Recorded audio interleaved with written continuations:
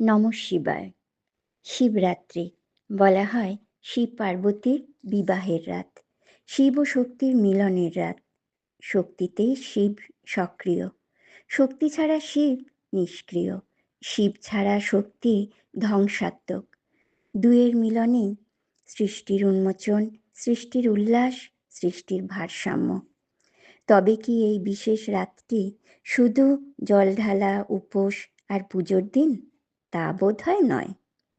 কেদারনাথ ভারী মনোময়, মনোমুগ্ধকর স্থান।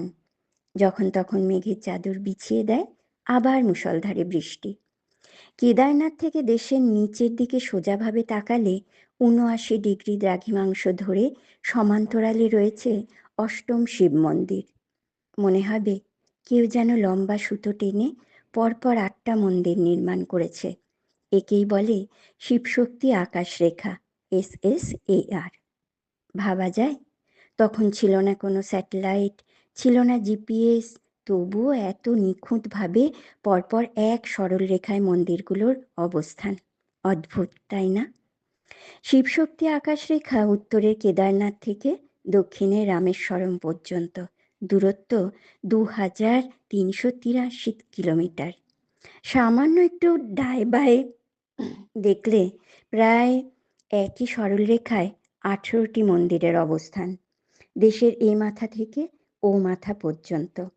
এই বিস্তৃত অঞ্চলে প্রকৃতি যেন ২ হাত ভরে দিয়েছে কৃষিজ ফসল। বছরে ৪৪০ কোটি কেজির ফসল মেলে এখানে। রয়েছে নদী কেন্দ্রিক অঞ্চল। এখানে ৫৯৭ কেজি গিগাওয়াটের বায়ু সৌরশক্তি উৎপাদনের ক্ষমতা রয়েছে। শিব পার্বতী, প্রকৃতি আর শক্তির প্রতীক।